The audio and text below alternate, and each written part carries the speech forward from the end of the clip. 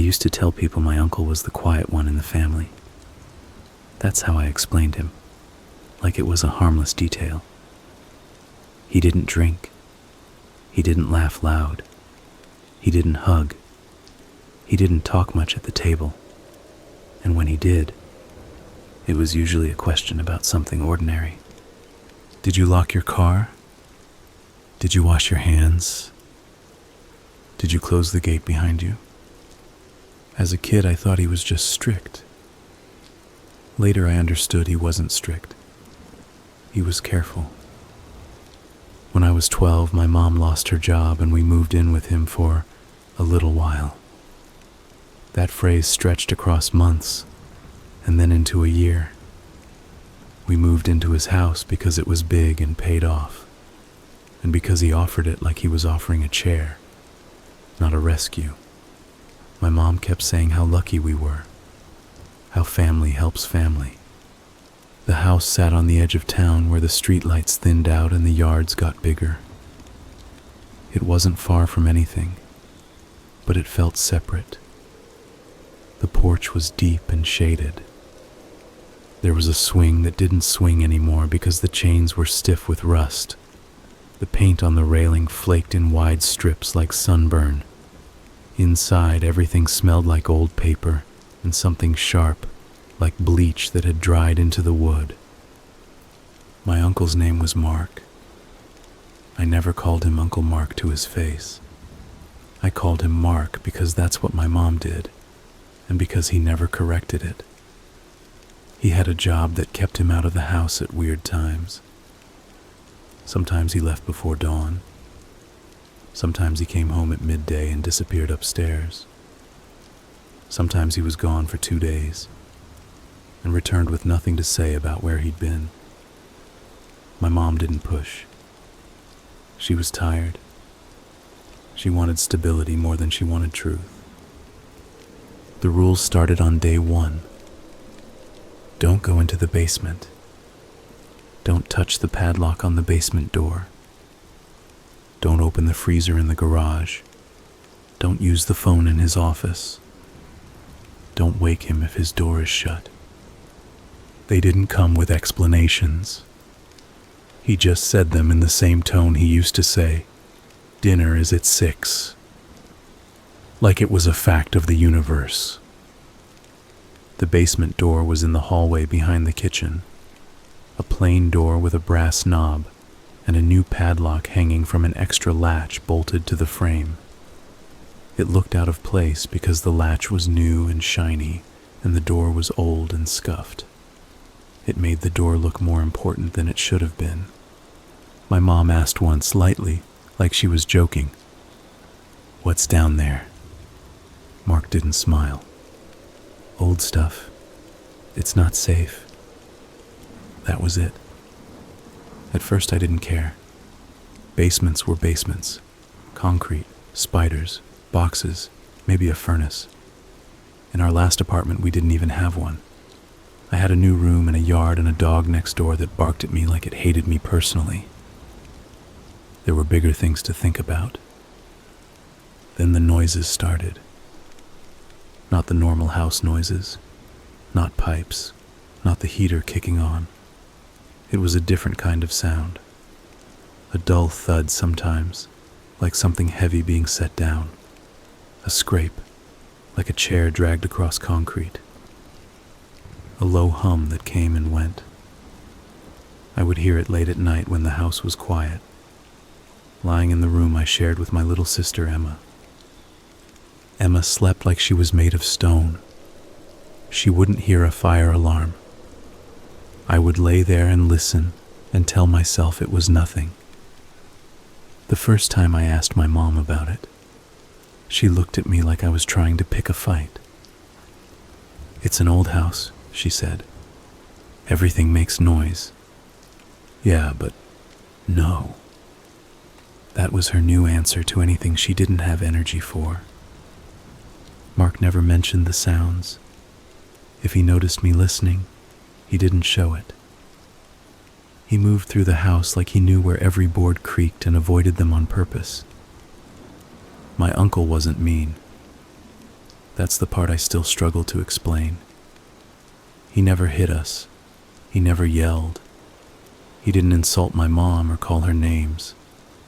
He cooked sometimes, simple things like eggs and rice. He fixed the leaky faucet without complaint. He bought Emma a cheap stuffed animal when she got sick. In the daylight, in normal moments, he could pass as a decent man who just liked his space. That's how it happens, I think. Evil doesn't always announce itself with red flags and screaming. Sometimes it hangs your coat up for you. School started. I tried to be a normal kid. I made friends with a guy named Javier who lived 2 blocks away. His parents were strict but loud in a normal way, the kind where you can hear them argue about bills and then laugh an hour later. Their house smelled like onions and detergent, and the air felt warm. At Mark's house, the air felt like it was holding its breath. Javier came over once after school.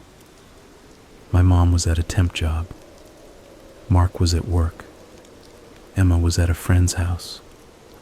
It was just us and the silent house. We played video games in the living room. Javier made jokes about the house being haunted. He kept looking down the hallway like he expected someone to appear. "What's that?" he asked, nodding toward the basement door. "Basement," I said. He got up and walked toward it. I felt something tighten in my stomach. "Don't," I said. He reached out anyway, more out of curiosity than defiance. He touched the padlock and jiggled it. It was solid. "Why is it locked?" he asked. "My uncle says it's not safe." Javier grinned, like he'd been handed a dare. Not safe like asbestos? Or not safe like bodies? He laughed at his own joke. I didn't. "Just leave it," I said. He looked at me, saw something in my face, and stopped laughing. Okay, he said. "Relax." We went back to the game, but he kept glancing toward the hallway. When he left, he said my uncle creeped him out. He said it like he was trying to be funny. "Your uncle gives off serial killer vibes," he said, then hurried off his porch before I could answer. I told myself it was just Javier being dramatic. A week later, a girl at school went missing. Her name was Tara. I didn't know her well, but I knew her face. She sat 2 rows ahead of me in English, always twisting a pen between her fingers. She had a laugh that carried down the hallway. The announcement came over the intercom in the morning. The principal's voice was too calm, too practiced. Tara hadn't come home the night before. If anyone had information, tell a teacher. Kids whispered. Teachers tried to keep class normal and failed. By lunch, Tara's photo was on everyone's phone. When I got home, Mark was sitting at the kitchen table with a cup of coffee. He looked up when I walked in. "You're late," he said. "We had an assembly," I said. "A girl's missing." He didn't ask who. He didn't look surprised. "That happens," he said. My mom came home later, eyes red from crying for someone else's kid. She turned on the news and watched a reporter stand outside Tara's school. Emma asked what missing meant. My mom told her it meant they didn't know where Tara was. Mark walked into the living room, saw the TV, and turned it off. My mom stared at him. "What are you doing?" she asked. "We don't need that in the house," he said. "It's a child," my mom said. Her voice cracked. Mark didn't soften. I said we don't need it. My mom didn't argue. She turned the TV back on when he left, but she lowered the volume like she was doing something wrong. That night, I heard the basement again. It started as a faint hum, like a fan turned on, then a thump, then a pause, then another thump, heavier. The padlock on the door didn't move, but in my head I could see it vibrating. I lay there staring at the ceiling, listening, trying not to breathe too loud. I told myself Mark was doing laundry down there. I told myself he was fixing something. I told myself I was making connections because I'd just heard about Tara. The next day, Tara was still missing. The day after that, another girl didn't show up for school. They started calling it a pattern. They started saying abduction and suspect on the news. My mom stopped letting Emma walk to her friend's house. She started locking the doors even in the afternoon. Mark didn't change anything. He still left at odd hours. He still kept his basement door locked. He still told my mom she was overreacting when she checked the windows at night. "Fear makes people stupid," he said once. My mom snapped. "Maybe fear keeps people alive," she said. Mark looked at her for a long time, and for the first time I saw something in him that wasn't just cold. It was annoyance, like she'd stepped in his way. "You're a guest here," he said. My mom didn't answer. Neither did I. 2 weeks into the disappearances, the police came to the neighborhood. They went door to door asking questions. They asked about strange cars, strangers, anything unusual. A patrol car pulled into our driveway just after dinner. My mom wiped her hands on a towel and went to the door.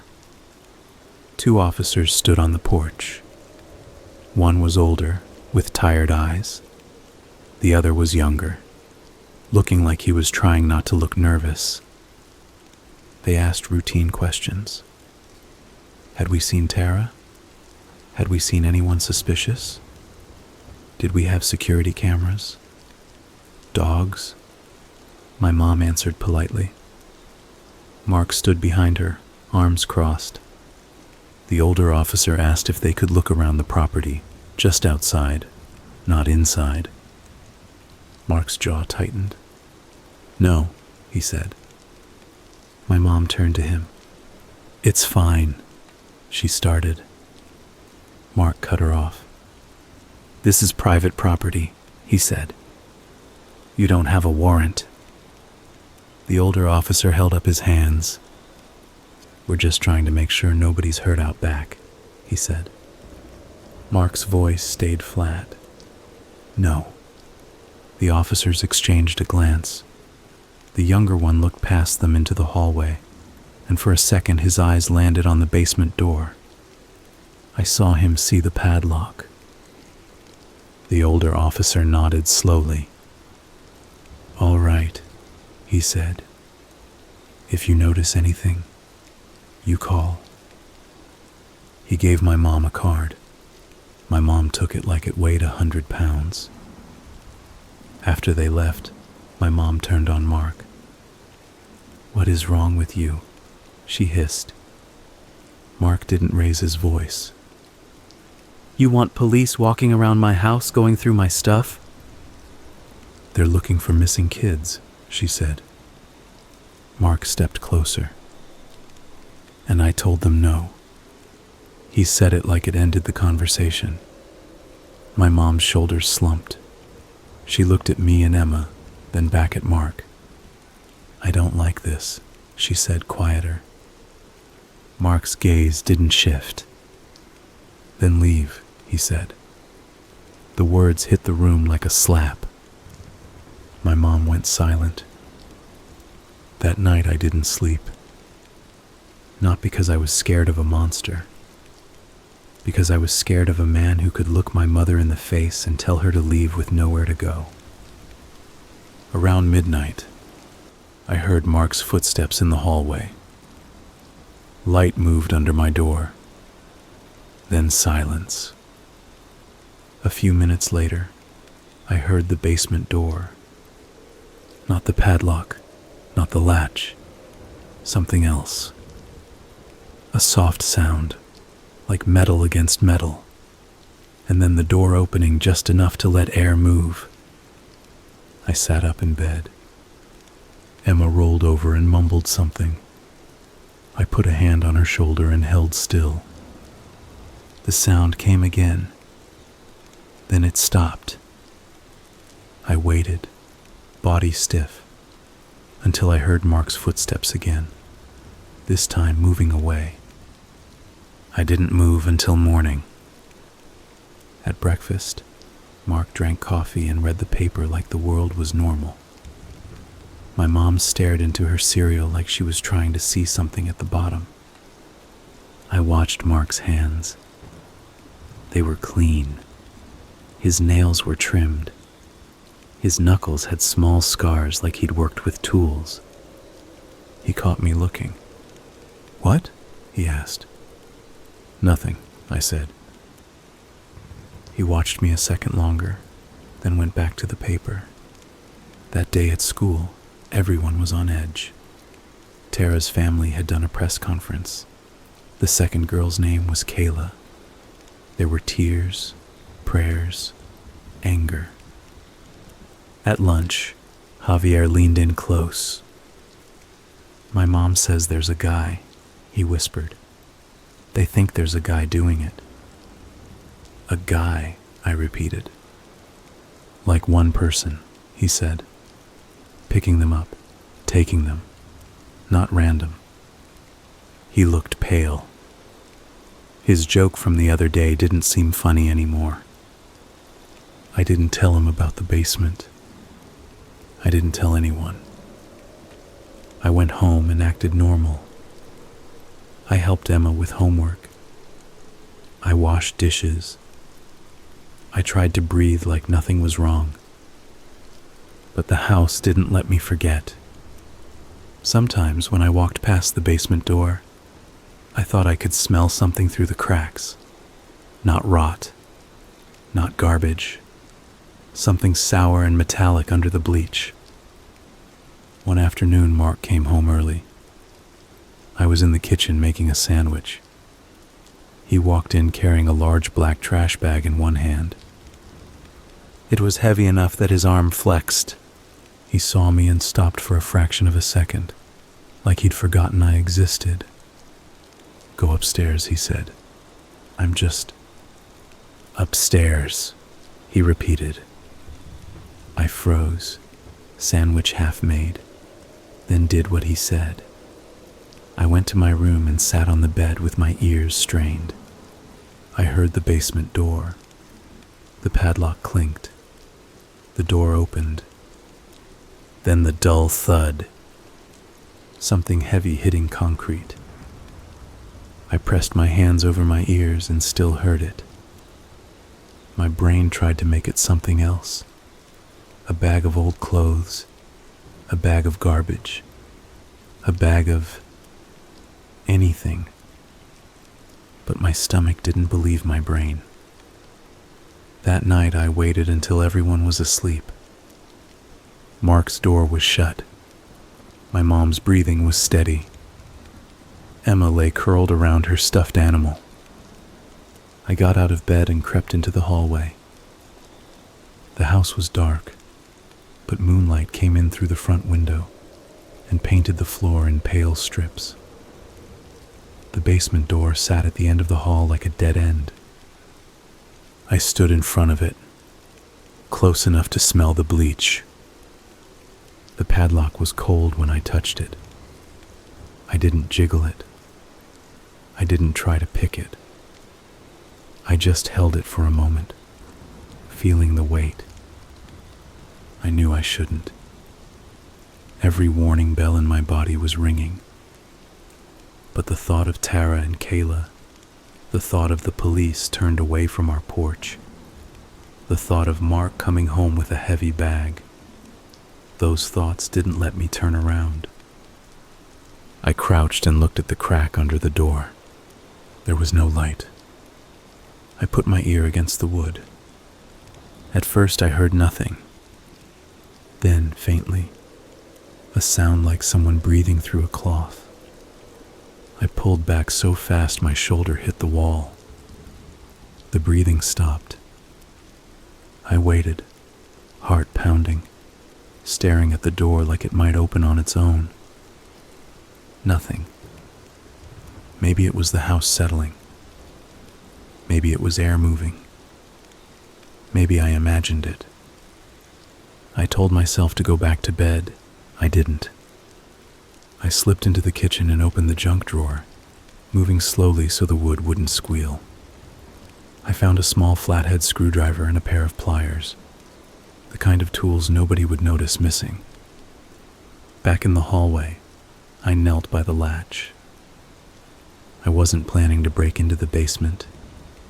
That would have been too big, too loud. I was just checking, just seeing if the extra latch was really screwed in, just seeing if there was any way the door could be opened without the padlock. My hands shook. The screwdriver slipped once and scraped the metal. I froze. Nothing moved. I tried again, slower. The screws were tight. The latch was solid. Mark had installed it like he'd installed locks before. I couldn't get it loose. My eyes went to the bottom hinge. Old screws, a little rust. If I removed the hinge pins, maybe the door would come off. The idea made my skin crawl. The idea also made sense. I put the screwdriver against the first hinge pin and tapped it lightly with the pliers. The pin didn't move. I tried again. It shifted, just a millimeter. I held my breath. A sound behind me made my blood run cold. A floorboard creaked. I turned fast. Mark stood at the far end of the hallway in the dark. I couldn't see his eyes clearly, but I could feel them on me. He didn't yell. He didn't rush toward me. He just watched. "What are you doing?" he asked. My throat went dry. I dropped something, I said. The lie came out too quickly. Mark stepped forward into a strip of moonlight. His face was calm, almost bored. "You dropped a screwdriver?" he said. I couldn't answer. He walked toward me. Each step was quiet, controlled. When he reached the basement door, he looked at the hinge pin where it had moved. Then he looked at me again. His voice stayed level. "You don't touch that door," he said. I nodded. My head moved without permission. "Go back to bed," he said.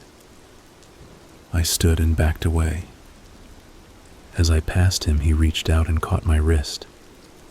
His grip wasn't crushing, but it was firm enough that I felt the bones shift. He leaned closer. "I mean it," he said low. "Curiosity gets people hurt." His breath smelled like coffee and mint. Then he let go like I'd never been there.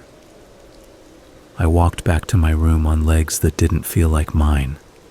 I lay in bed staring into the dark, waiting for him to come in. He didn't. But I heard the padlock later, the soft clink, the door opening. And after that, the hum again. The next morning, Mark acted like nothing happened. My mom acted like nothing happened. Emma acted like the world was safe. I carried the fear inside me like a second spine. Days passed. The missing girls stayed missing. More posters went up in store windows. More candles got lit on sidewalks. And then, One morning, a body was found. They didn't say much on the news. They said remains, and identified, an ongoing investigation. They didn't show pictures. They didn't describe details. But my mom watched with her hands over her mouth. Mark didn't watch at all. He stood in the kitchen and washed a plate that was already clean. That afternoon, my mom got a call from her sister. They spoke in whispers on the back porch. I pressed my ear to the window screen and caught pieces. They said her eyes, "God, no, I can't." My mom came back inside shaking. She looked at Mark, then looked away. Mark asked, "What now?" My mom swallowed. "They found Tara," she said. Mark nodded once. "Okay," he said. My mom stared at him like she wanted to scream. "How can you say okay?" she whispered. Mark's eyes didn't change. "Because it's done," he said. "There's nothing we can do." The words sounded like something he'd practiced. My mom turned away, went into her room, and closed the door. I stood in the hallway with the taste of metal in my mouth. Later, when Mark left the house, I did something I still hate myself for. I went into his office. It was a small room off the living room with a desk and shelves of binders. The curtains were always closed. The air smelled like ink and dust. On the desk there was a set of keys. My hands moved before my brain finished thinking. I grabbed them and slipped them into my pocket. My heart hammered so hard it hurt. I took the keys to the hallway and knelt by the basement door. There were 3 keys on the ring. One was a house key. One was small and silver. One was thicker and brass. I tried the silver one first. It didn't fit. I tried the brass one. It slid into the padlock like it belonged. For a second, I couldn't breathe. I turned it slowly. The padlock clicked. I held still, listening for footsteps, for anything. Nothing. My fingers trembled as I pulled the shackle free. The padlock hung open. The latch swung loose. All I had to do was turn the knob. My brain screamed at me not to. My hand did it anyway. The door opened a few inches. Cold air rolled out, heavy and damp. It carried the bleach smell, but underneath it was something else. Something stale, like a place that didn't get fresh air. The darkness down the stairs felt thick, like smoke. I opened the door wider. The staircase dropped into black.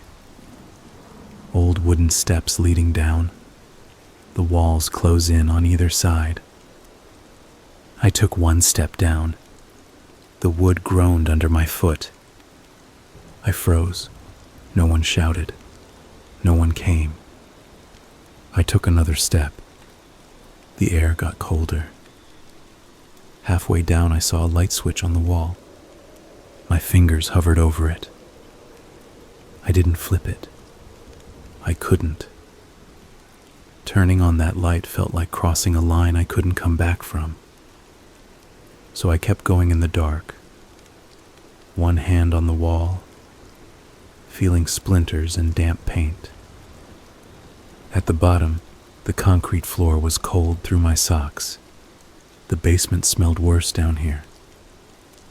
Bleach, yes, but also something that made my throat tighten.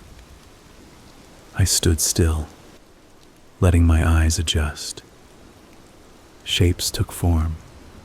Shelves, boxes, a workbench, and something else. A second door. Not the door I'd come through. A metal door set into the far wall, with a thick bolt and a keypad. I stared at it, trying to understand. Why would a basement need a second locked door? Behind me, upstairs, a floorboard creaked. I went rigid. The sound came again, closer. Someone was in the hallway. I spun toward the stairs. The basement door above me moved. A slice of light cut through the darkness. Mark's silhouette filled it. He didn't sound surprised. He sounded tired. "I told you," he said. I backed up, my heel hitting something on the floor with a soft clatter. Mark came down the stairs in slow, steady steps. The light from the hallway followed him until he was halfway down. Then it faded, leaving his face in shadow. "You stole my keys," he said. I couldn't speak. My mouth was dry and my tongue felt too big. Mark reached the bottom step and stopped. He looked past me at the metal door. Then he looked back at me. "You couldn't leave it alone," he said. My voice came out cracked. "What is that?" Mark's answer was quiet. "Don't make me do this," he said. He took a step toward me. I ran. Not up the stairs. Past him would have been impossible. I ran deeper into the basement, toward the shelves, toward the workbench, toward anything that wasn't the stairs. My foot slipped on something wet. I caught myself on the edge of a table and felt my fingers sink into a rag that smelled like chemicals. Mark didn't chase me fast. He didn't need to. He moved like he knew the basement better than his own hands. "Stop," he said. I backed away until my shoulder hit the far wall, cold concrete against my back. Mark stood between me and the stairs. "You think you're helping," he said. "You think you're brave." I shook my head. "You're scared," he continued. "That's good. Fear makes people move. That's why I don't like it in the house. It makes people stupid." He took another step. I saw something in his hand then. Not a gun. Not a knife. Something small. Metal. Catching what little light there was. My stomach turned. "Please," I said. The word slipped out before I could stop it. Mark's voice stayed calm. "Don't," he said. "Don't beg. It doesn't change anything." The hum started again, low and steady, like a machine turning on by itself. Mark glanced toward the metal door, then back at me. He sighed, like I was a problem he hadn't planned for. "I didn't want you involved," he said. "You were supposed to stay upstairs." He stepped closer. I looked around wildly, searching for anything I could use. A tool, a board, something. My eyes landed on a set of shelves beside me. A row of jars and bottles, labels worn. One bottle had a bright red warning sticker. I grabbed it and flung it without thinking. The bottle smashed against the concrete near his feet. Liquid sprayed. Mark flinched back. The smell hit my nose like fire.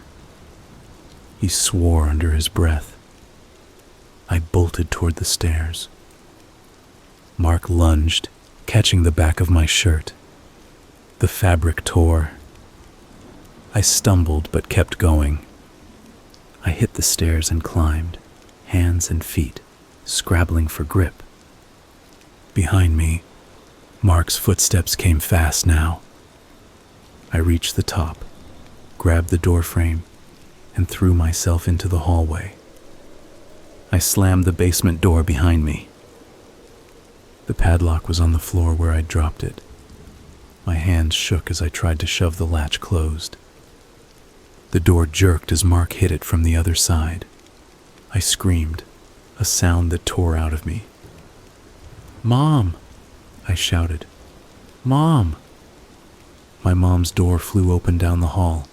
She stepped out, hair a mess, eyes wide. What? The basement door slammed again from the inside. My mom froze, staring.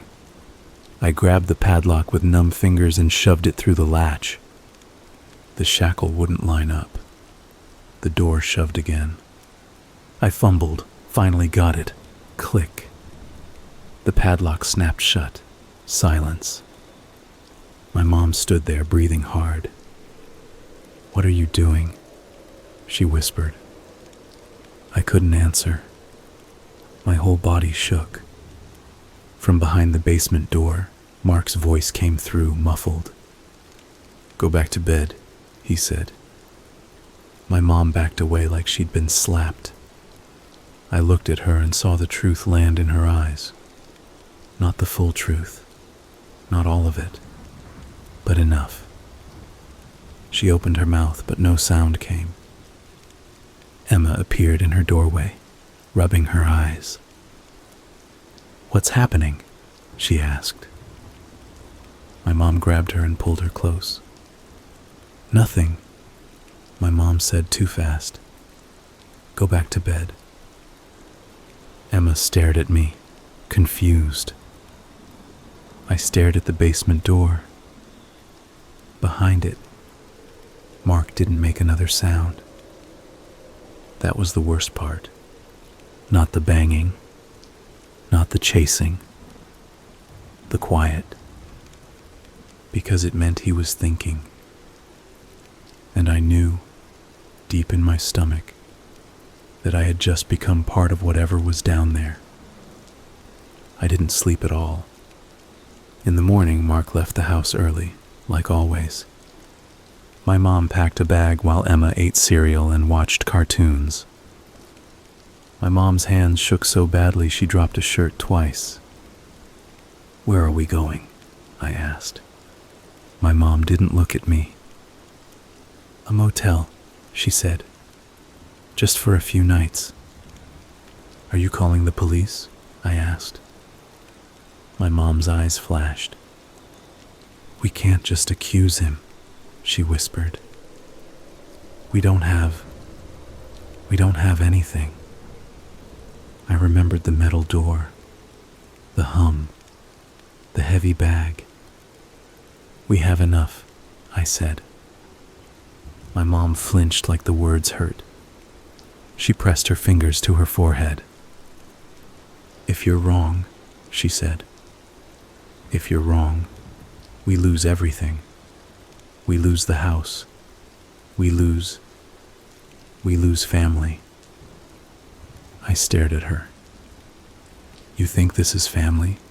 I said. My mom's face crumpled. That afternoon, while Mark was gone, we loaded the car. Emma asked why she had to bring her pillow. My mom told her it was like a sleepover. I watched the basement door the whole time. Before we left, my mom stood in the kitchen with her phone in her hand. I could see her thumb hovering over the screen. She wasn't dialing. She was thinking. Then she put the phone down. "We'll go," she said. "We'll think." I wanted to grab the phone and call anyway. I wanted to scream at her to stop being afraid. But fear was the only thing my mom had been allowed to feel for a long time. It had trained her. We drove to a cheap motel by the highway. The room smelled like cigarettes and stale air freshener. The beds were stiff. The curtains didn't close all the way. My mom sat on the edge of the bed and stared at the wall. Emma bounced on the mattress and laughed. I sat in the chair by the window and watched cars go by. My phone buzzed. A text from an unknown number. "You forgot your keys." My blood went cold. Another buzz. "Come get them." Another. "Bring your mother." I showed my mom. She read the messages and went pale. "He knows where we are," I said. My mom's lips parted. "I didn't tell him," she whispered. Emma stopped bouncing. "What's wrong?" she asked. My mom forced a smile that looked like pain. "Nothing," she said. "Just, we need to be quiet for a little bit."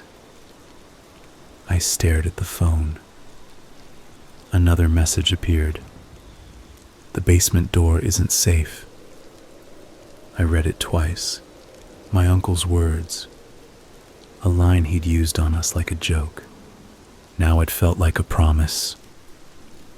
I locked the motel door. I checked it twice. I sat with my back against it and waited. In the parking lot, a car idled for a long time without moving, and I couldn't tell if it was him or if it was just another car. In that moment, I realized something simple and terrifying. We'd left his house, but we hadn't left him. The motel room was too quiet for how hard our hearts were going. It wasn't a nice motel. The carpet had dark stains that never went away. The air smelled like old smoke and that fake lemon cleaner that only makes things smell worse. The lock on the door looked like it had been replaced a few times, and every time I looked at it, I pictured a stranger's hand turning it from the outside. Emma sat on the bed hugging her stuffed animal so tight her knuckles went pale. She rocked a little without noticing she was doing it. She'd been doing that since we left Mark's house, like her body had found one small motion that felt safe and wouldn't stop. My mom stood by the window, barely moving the curtain with 2 fingers, like the fabric might bite her. "There's a dark sedan," she whispered. I leaned in beside her. The parking lot lights made everything look cheap and flat. The sedan sat under one of the lights, idling. The windshield was a black mirror. My phone buzzed. "You forgot your keys." I hadn't even realized my pocket felt lighter until the words made my stomach drop. Another buzz. "I can wait."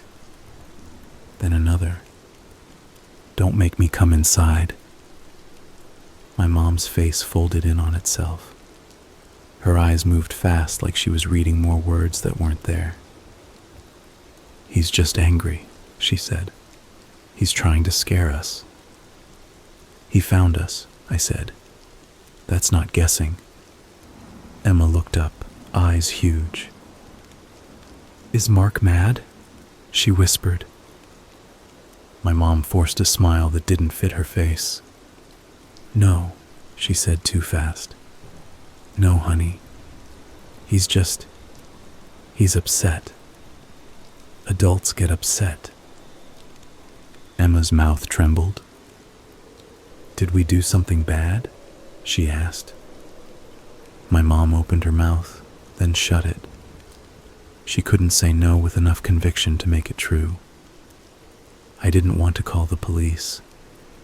I wanted to, and I didn't. Calling made it real in a way my brain kept trying to avoid. Like as long as it stayed inside us, it could still be turned into something smaller. But then the sedan's engine shut off. Silence in the parking lot. My mom's hands moved on their own. She grabbed her phone and dialed. She told the dispatcher her brother had followed us and threatened us. Her voice shook like she was cold. She kept repeating the motel address like she thought it might vanish. While she talked, I watched the lot through a thin gap in the curtain. The driver's seat was empty. A man crossed between cars, walking like he had time. Not rushing. Not looking around like someone who knew he was doing something wrong. He walked like he was coming back to his own room. My stomach dropped. "Mom," I whispered. "He's coming." She grabbed Emma and shoved her into the bathroom. "Get in the tub," she whispered. Low, quiet. Emma started to protest, then saw my mom's face and stopped. Her fear changed from confusion to something sharper. I jammed a chair under the doorknob even though it didn't really do anything. I pulled the cheap little table over too. It scraped loud and I flinched like I'd just shouted. My mom was still on the phone. "Yes," she said, voice cracking. "He's outside. He said he can wait. He said..." There was a polite knock. Then Mark's voice, calm, like he was asking to borrow a screwdriver. "Open up." I didn't answer. "I know you're in there," he said. "You left your keys." He paused. "You called the police," he said, like he was noting the weather. Another pause. "I don't want to do this in front of the little one," he added. "Tell her to stop crying." Emma's muffled sobbing stuttered, like my mom had covered her mouth.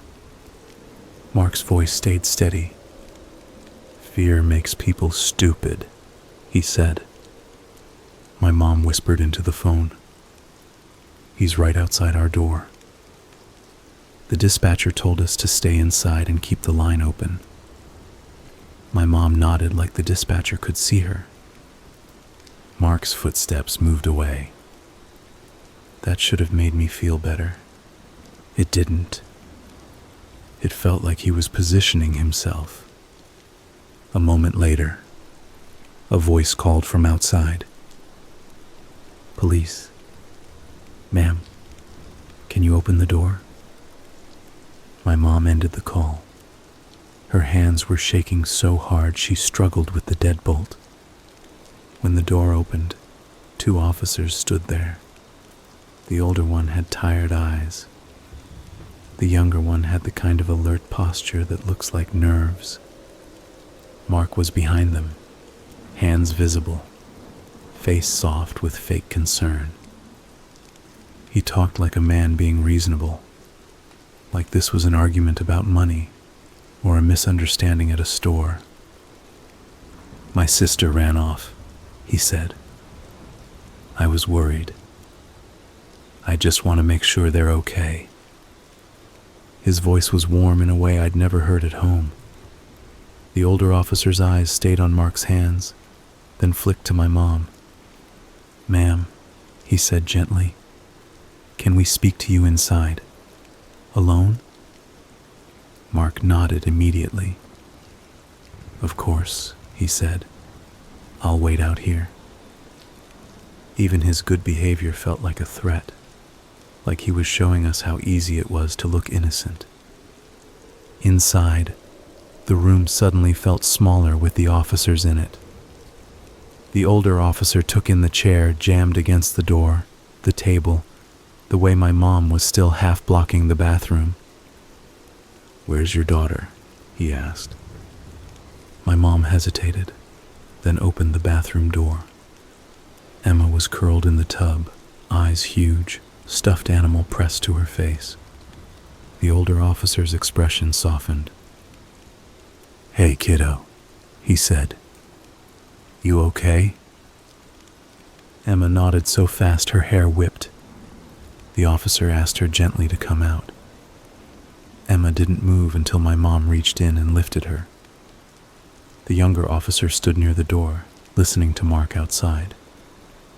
My mom couldn't get words out at first. She stared at the carpet like it was written with instructions she couldn't read.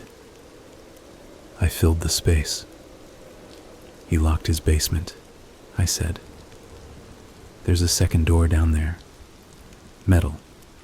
Keypad. He comes home with heavy bags. He chased me when I went down there. The older officer's face tightened. You went in? Yes, I said. My mom finally spoke. He scares me, she whispered. He's different. He's wrong. The younger officer asked to see the texts. I held my phone out and he read them without changing his expression, but his jaw clenched when he got to the line about coming inside. The older officer took the phone and scrolled. He didn't say much. He just nodded like he was putting pieces in a row. They stepped out to talk to Mark. Through the thin motel door, we could hear Mark's calm voice floating in and out, smooth as water. I didn't mean it like that. She's under stress. The boy has ideas. He laughed once, a soft, friendly sound, like the situation was silly. A few minutes later, the older officer came back in. Ma'am, he said, we're going to ask him to come to the station for a conversation. My mom's eyes filled with relief so fast it almost looked like hope. But, he added carefully, we can't hold him without more. Right now it's threatening messages and a family dispute. Family dispute. The words landed wrong, as if the basement and the missing girls were just background noise to an argument. The officers left with Mark. Mark didn't resist. He didn't glare. He didn't even look upset. He walked like a man doing a favor. When they were gone, my mom sank onto the bed like her bones had turned to sand. Emma crawled onto the bed beside her and clung. I stood by the window and watched the parking lot until my eyes burned. That night, we didn't sleep. We watched the window and waited for headlights. Every car that slowed made my chest lock up. Every time footsteps passed outside our door, my body froze. My mom tried to pray. I heard her whispering. She hadn't prayed in years. In the morning, the older officer called. They released him, he said. My mom went pale. They need proof, he added. Something physical. After she hung up, my mom sat there with Emma's hairbrush in her hand, like she'd forgotten what it was. Emma stood in front of the TV, watching cartoons without really seeing them. He's going to clean, I said. My mom didn't answer. Then she set her car keys on the bed. We go back, she said. I stared at her. She looked like she hated herself for saying it. We go in, we take what we need, she said. If we see anything obvious, we leave and we go straight back to the station. We do not go into the basement. Mom, I said, if there's a chance. No, she snapped, and her voice shook on the word. No, we don't. Not again. The way she said it told me she'd already pictured it. The stairs, the dark, the locked door. She couldn't survive that image. We drove back in daylight, which made it worse. The street looked normal. Kids on bikes, dogs barking, somebody mowing a lawn, a guy washing his truck like the world couldn't contain anything uglier than dirt. Mark's house looked the same as always, like it didn't know what it was. We parked down the street. My mom kept her hand on Emma's shoulder the whole walk up the sidewalk, like she was afraid Emma might drift away. Inside, the smell hit me again. Bleach and old paper. The padlock on the basement door looked newer. He changed it, I whispered. My mom's face went tight. Then we leave, she said.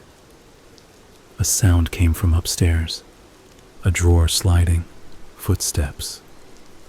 Someone was in the house. Mark came down the stairs like he'd been expecting us. "Hello," he said.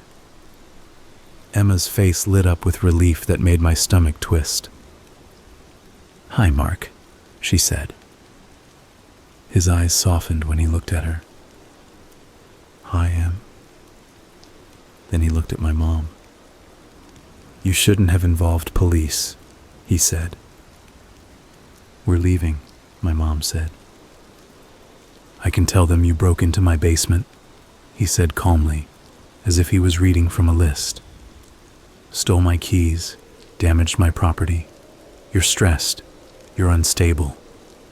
His eyes flicked to Emma. "I can get her back," he said. Emma squeezed my mom's hand. My mom's grip tightened around Emma's like she was holding on to the only real thing left. We didn't argue. We bolted when he shifted his weight. We got out the front door and ran.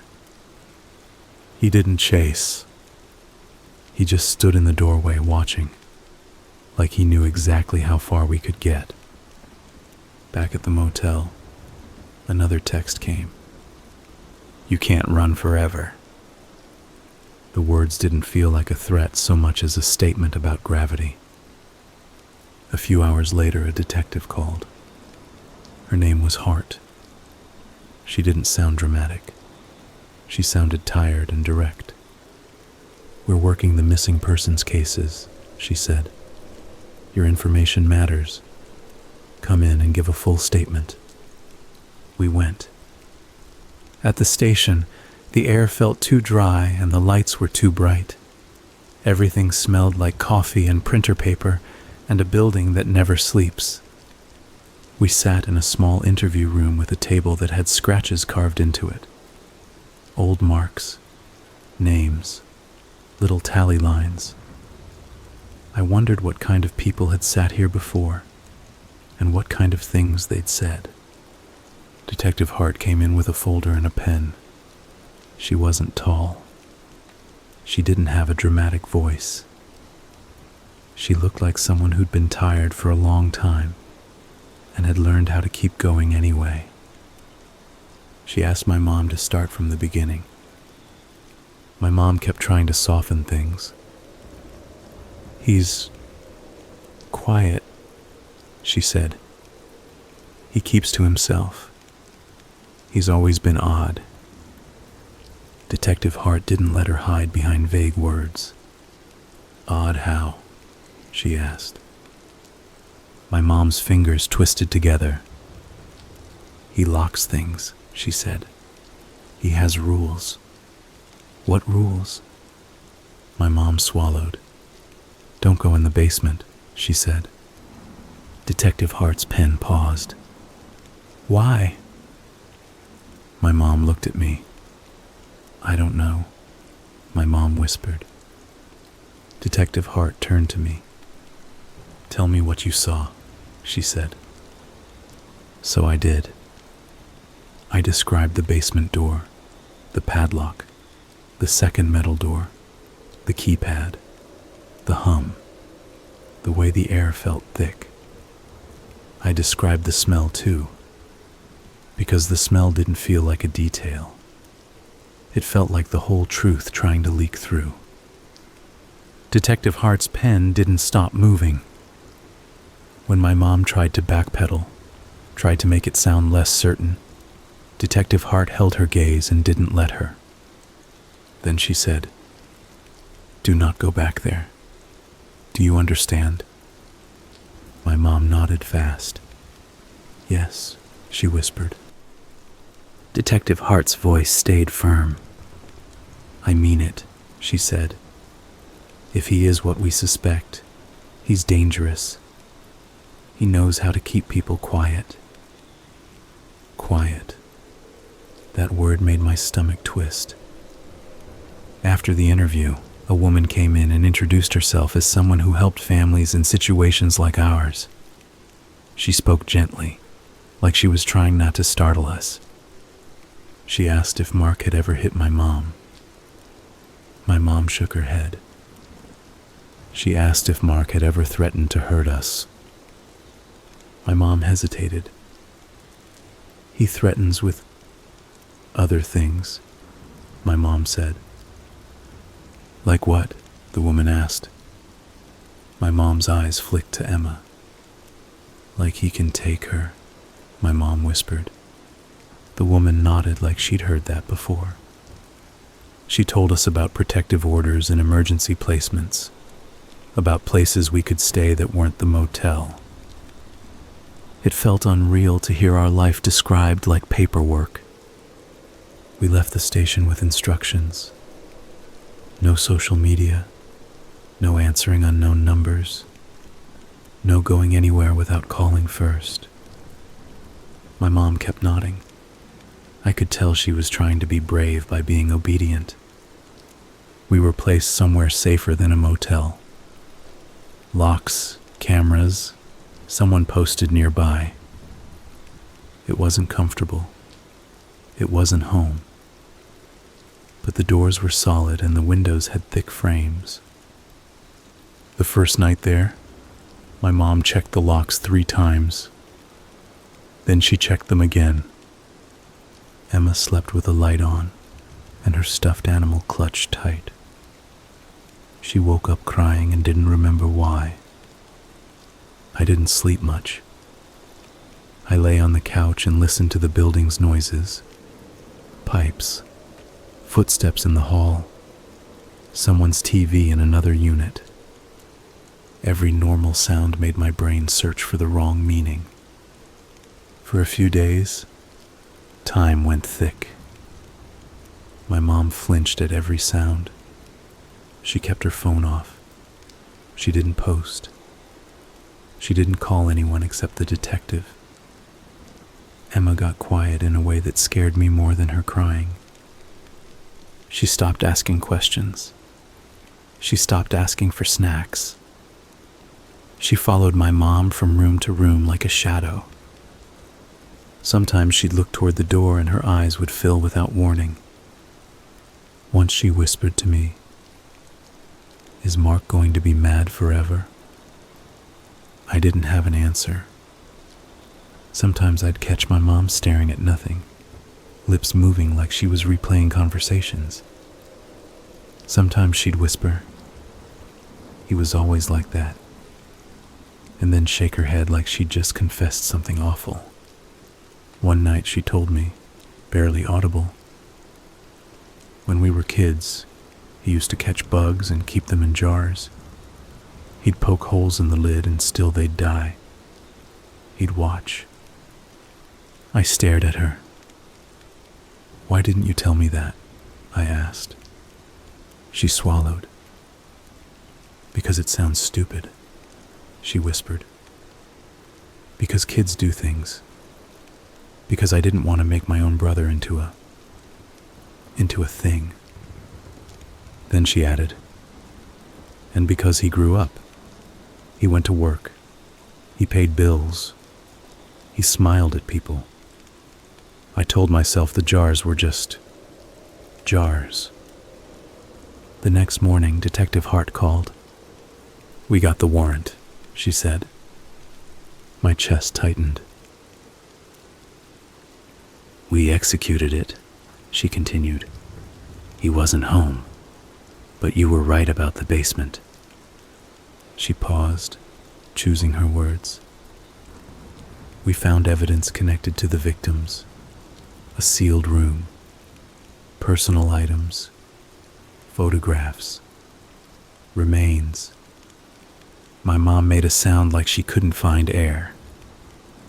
Emma asked, "What's remains?" My mom held her so hard Emma squirmed. I didn't look at Emma when I answered. "It means they found them," I said quietly. "Found them where?" Emma asked. My throat tightened. My mom whispered, "Sweetheart, go watch your show." Emma didn't move. "Are they coming home?" she asked. My mom's face crumpled. "No," she whispered. Emma started to cry. Not loud, just a thin sound like she didn't know how to handle grief yet. After the call, my mom sat on the couch and stared at the wall. "I live there," she whispered. "I slept upstairs." She said it like she was trying to understand how the same house could hold both things. That same day, my phone buzzed with a voicemail from an unknown number. I should have deleted it. I listened. Mark's voice came through like he was standing next to my ear. "You made it loud," he said. "You made it messy. I didn't want you involved." A pause. "I know where you are," he said. "I always know where you are." Another pause. "You took my peace," he said. "So I'm going to take something from you." Then softer. "Not today. I'm patient." He didn't shout. He didn't threaten directly. He didn't need to.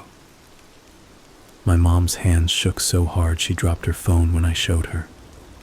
We forwarded it to Detective Hart. She didn't pretend. "He's escalating," she said. "Stay where you are. Do not improvise." A patrol car started sitting outside our building at night. Sometimes I'd peek through a blind and see the officer in the driver's seat, staring at nothing, bored and trapped in his own routine. It didn't feel like safety. It felt like a thin sheet of paper between us and Mark. That night, the power in our unit cut out. Not the whole street, just us. The building outside still had lights. My skin went cold. My mom stood up so fast she knocked over a glass of water. The splash sounded huge. "What happened?" she whispered. I moved to the window. Streetlights were on. Cars drove past. Other units had light. It was only us. We heard a soft click in the hallway, like someone testing locks. Then another. Then Mark's voice through our door. "Open up." Emma started to cry. My mom covered her mouth, shaking. I grabbed the heaviest thing I could find, a lamp, and stood in front of them. Metal scraped the lock. The deadbolt turned. The door opened. Mark stepped in with a flashlight pointed down, casual as a plumber.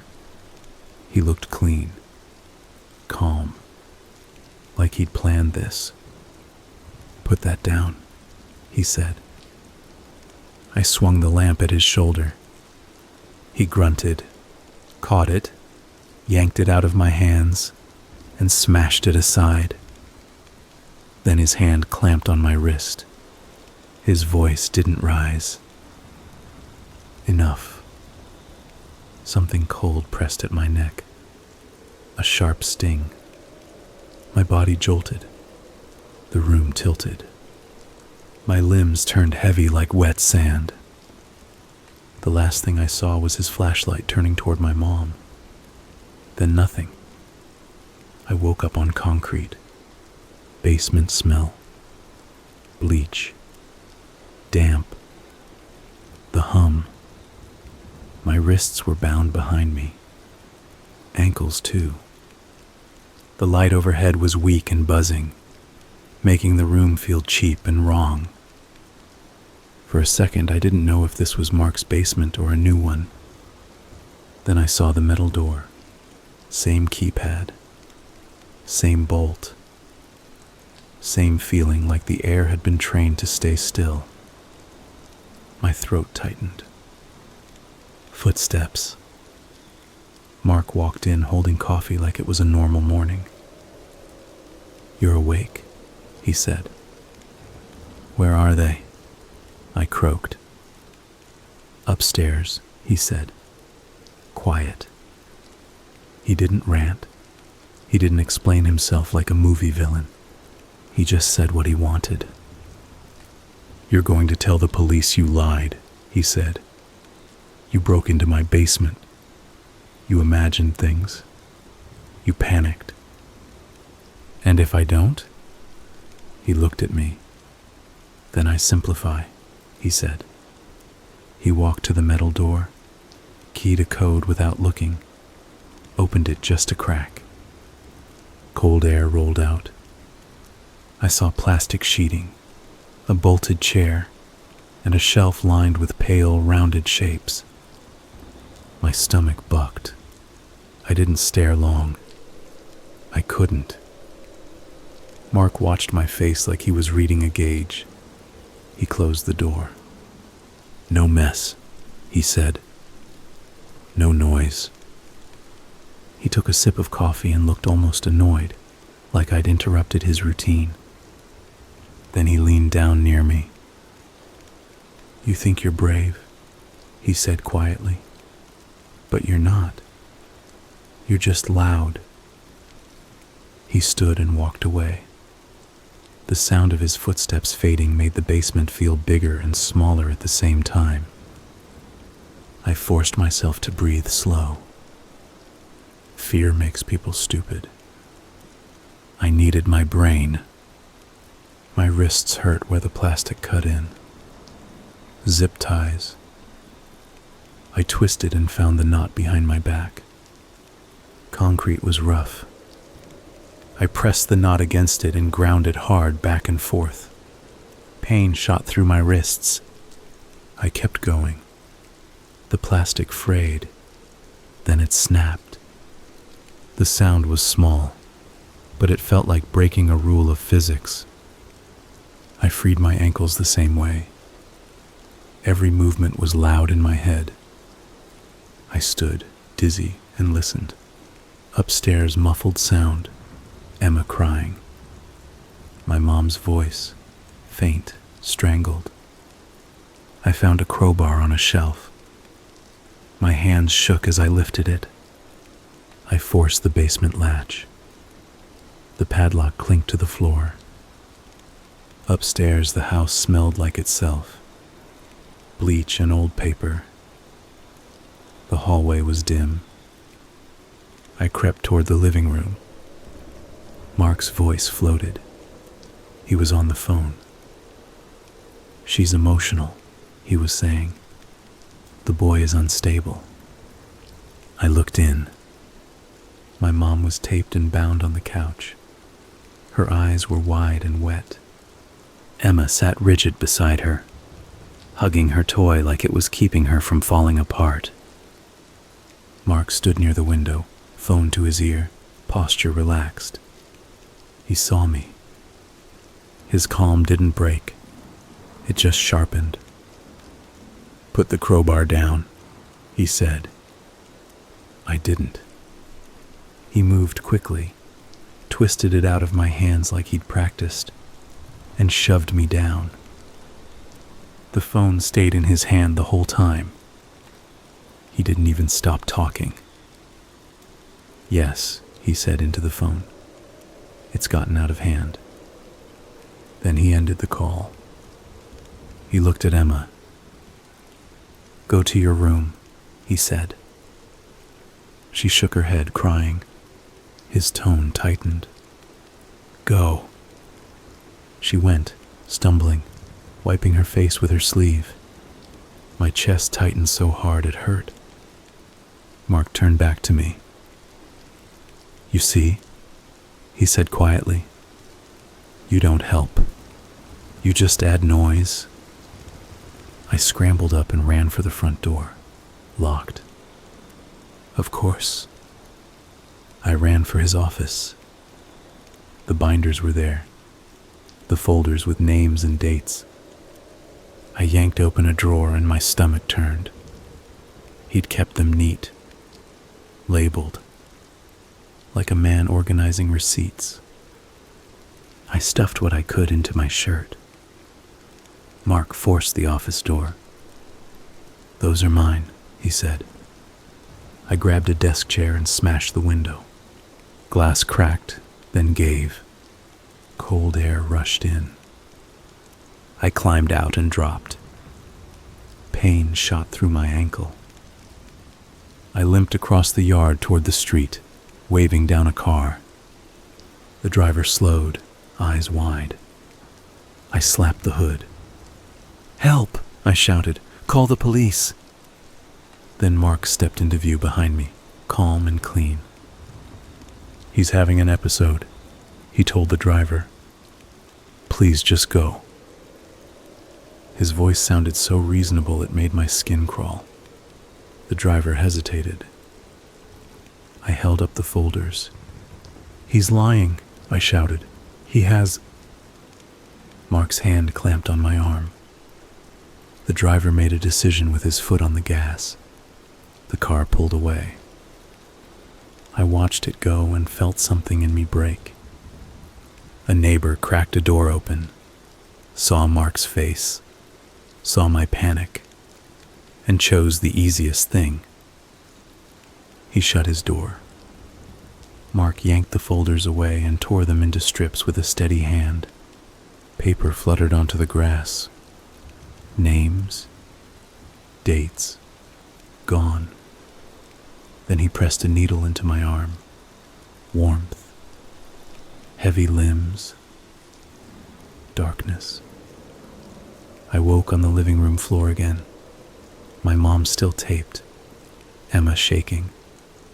Mark was on the phone, this time calling for help. Not for us, for him. "There's been an incident," he said. "My nephew is violent." Sirens came. When officers entered, Mark greeted them like a victim. My mom's eyes met mine. She was crying. She nodded when the officer asked if Mark's story was true. Not because she believed him, because she was terrified of what he'd do if she didn't. I tried to speak. The words came out wrong. My tongue felt thick. My body still felt slowed. The older officer looked confused, then suspicious. "Ma'am," he said, "are you okay?" My mom's head nodded again, fast, desperate. Mark kept his hand on her shoulder like a gentle brother. "You see," he said softly, "we just need help." Then Detective Hart walked in. She didn't look at Mark like a worried citizen. She looked at him like a file finally matched a face. "Mark," she said, "you're under arrest." His calm flickered for the first time. "That's absurd," he said. "We recovered the sealed room," Detective Hart said. "We recovered victims, photographs, your journal." Mark's eyes moved once, quick, toward the hallway, toward where Emma had gone. Detective Hart saw it. "Don't," she said. Two officers stepped in closer. Cuffs clicked. Mark didn't fight. He looked at my mom. His face didn't show anger. It showed a kind of cold disappointment, like she'd failed a test. Then he turned his head and looked at me. He smiled.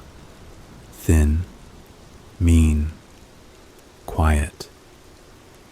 Like a promise he'd made to himself. Then he was gone. After that, the house filled with noise.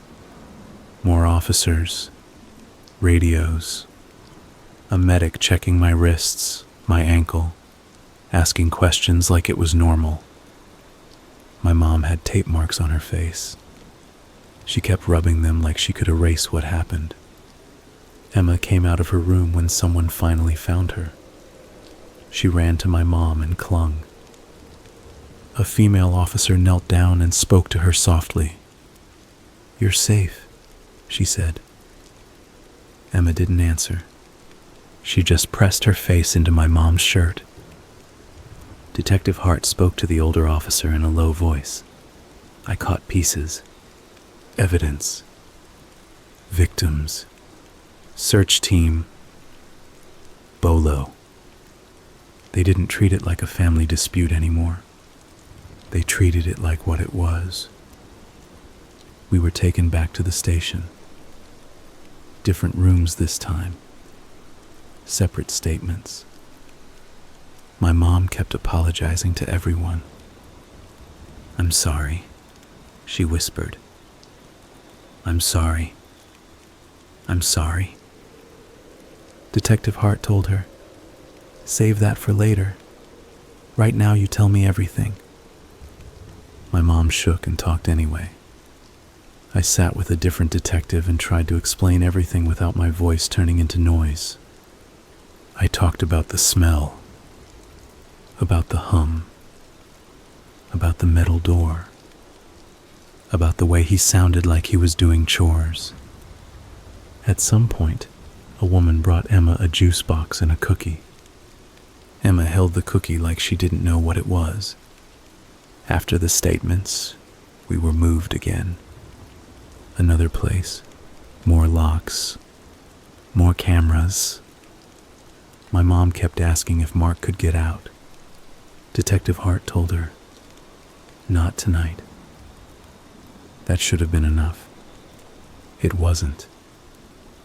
Because Mark had already taught us that "not tonight" didn't mean "not ever." The news broke fast. Even when we tried not to watch, it found us. The social worker's phone buzzed with updates. Officers talked in the hallway. Someone's radio played a headline by accident. They said Mark's name. They said suspect. They said multiple victims. They said basement. They didn't say what he did in detail. They didn't have to. The feeling of it sat on my chest anyway. My mom stopped eating. Emma started wetting the bed. I started checking locks the way my mom did. I caught myself listening for the hum in quiet rooms. Days passed. Then more days. Detective Hart called us in once to clarify a few things. She looked exhausted. "We found records," she said, and slid a redacted photo across the table.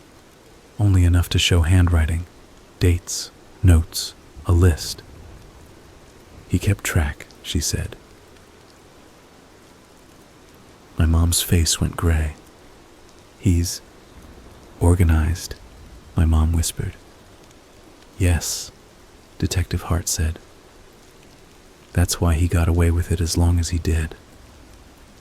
I asked, "Did he say anything?" Detective Hart shook her head. "He's cooperative in the way he wants to be," she said. "He answers small questions. He refuses big ones. He tries to control the room." My mom swallowed. "Can he see us?" she asked. Detective Hart's eyes stayed steady. "He can't contact you," she said. "We're making sure of that." My mom nodded, but her shoulders stayed high. Even without a phone call, Mark felt present, like a smell that clings. When the court date started, everything got worse. People showed up outside the building we were staying in. Reporters, curious neighbors, sometimes just strangers who wanted to look at the family of the man on the news. They didn't know our names, but they knew our faces. They tried to ask questions. "How did you not know? Did you see anything? Was he nice?" My mom started wearing a hat and sunglasses even indoors, like it could erase her. The prosecutor met with us and told us we might have to testify. My mom looked like she might throw up. "I can't sit in a room with him," she whispered. "You don't have to look at him," the prosecutor said. "You look at me. You look at the jury. You tell what you know." My mom nodded like she understood, but she didn't. Nobody understands until they're in it. The day we went to court, the building smelled like polished wood and sweat. The hallway outside the courtroom was full of quiet people and cameras. My mom's hand gripped mine so hard my fingers went numb. Emma wasn't there. They kept her away. Thank God. Inside, Mark sat at the defense table in a suit. He looked ordinary. That was the sick part. He didn't look like a monster. He looked like a man who could fix a faucet. He looked up when we entered. His eyes found mine. He didn't grin. He didn't sneer. He just looked, like he was taking inventory. My stomach tightened. My mom testified first. Her voice shook. She told the court about moving in, about the rules, about the basement, about the threats. The defense tried to make her sound dramatic. They asked about her job loss. They asked if she'd been stressed. They asked if she'd ever taken medication. My mom's face tightened. "Yes," she said. "I was stressed. That doesn't make him innocent." When it was my turn, my hands shook as I stood. I told them what I'd seen. I didn't try to make it a story. I kept it plain. The locked door, the hum, the smell, the metal door, the threats, the way he tracked us, the way he spoke like he was being polite. I didn't describe what was inside that sealed room beyond what I'd glimpsed. I didn't have to. The forensic people did that. They talked about ventilation, ceiling, items recovered. They said words like trophies and remains. I stared at the table and tried not to imagine. At one point, the prosecutor played a short part of Mark's voicemail for the jury. Hearing his voice in that room made my skin crawl. Not because it sounded scary, because it sounded normal. In the end, the verdict came. Guilty. More than one count. More than one victim. The judge spoke for a long time, listing things like they were numbers. Then the sentence. Life. No parole. Mark's face didn't change. He didn't cry. He didn't shout.